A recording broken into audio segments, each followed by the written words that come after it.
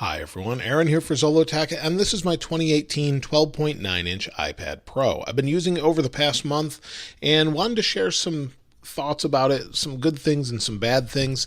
And this is the Folio Keyboard cover, and for the most part I like it.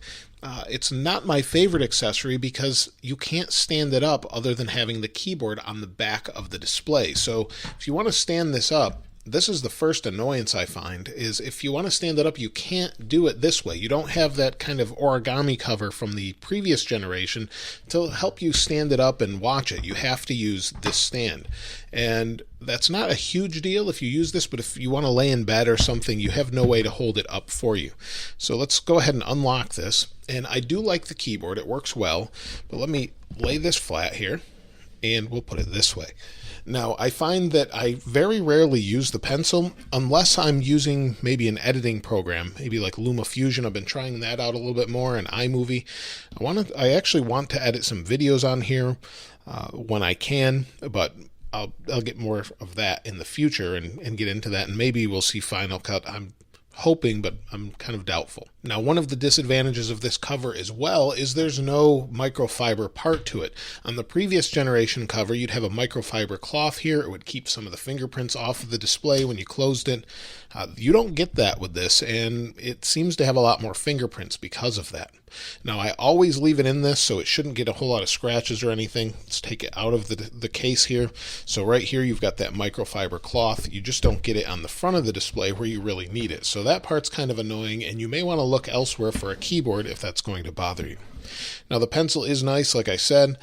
It's an accessory that if you draw or you edit video, it kind of acts like your mouse. So without this, if you're doing some fine adjustments here, maybe in something like LumaFusion, wait for it to load here. If you're doing some fine adjustments, and this is a video I don't have out yet, I was playing around with, but this is kind of essential when you're doing that. It's a little bit difficult with your finger to do the same sorts of movements and be as accurate. So I definitely recommend it as far as that part goes.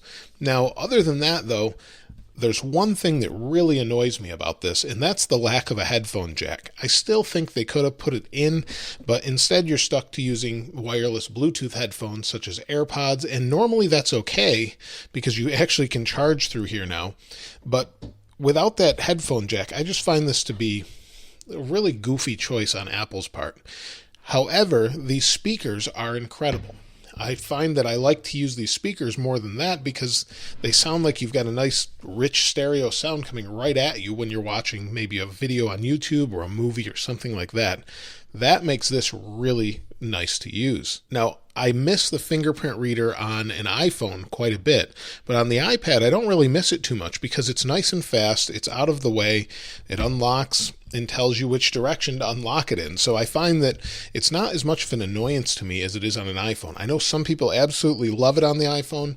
I'm one of the people that doesn't like it as much. I'd rather have Touch ID on most devices, but either way, that's fine.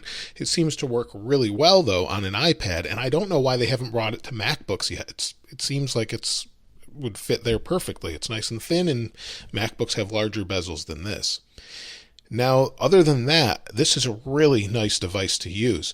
Using it for something like YouTube or different apps, or maybe when I'm taking notes preparing for these videos, this is really my computer most of the time, and I really enjoy using it.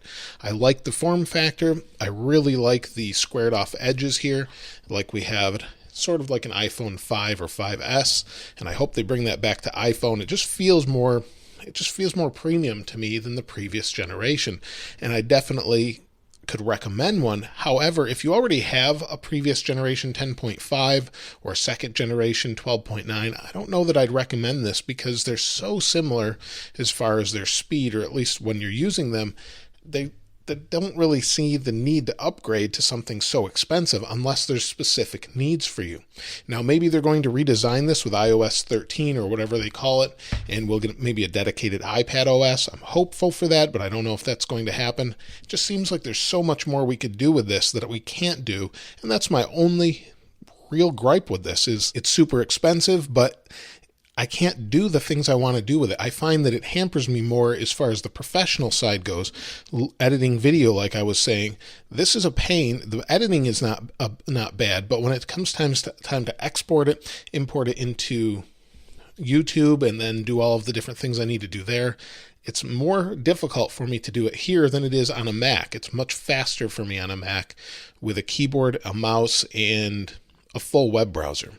And so that part I wish it had, but we'll get there, I think, eventually. So I could recommend one of these for someone that has an older iPad, but sometimes I do recommend the iPad from 2018 that they introduced earlier this year. And that's because if you don't need all the features that this one has, the extra speakers and the higher resolution display, the ProMotion, and I've done a full comparison about that before. If you don't need all of those features, that's a much less expensive device and does almost everything this one does. But this ProMotion, once you see this display and play around with one in an Apple store or wherever they might have them near you, I think you'll appreciate it and understand. I just hope there's more apps coming that are more pro-focused, so the name says anyway. But otherwise, it's a great device to use. Let me know your thoughts, though, in the comments below. If you haven't subscribed already, please subscribe and like. As always, thanks for watching. This is Aaron. I'll see you next time.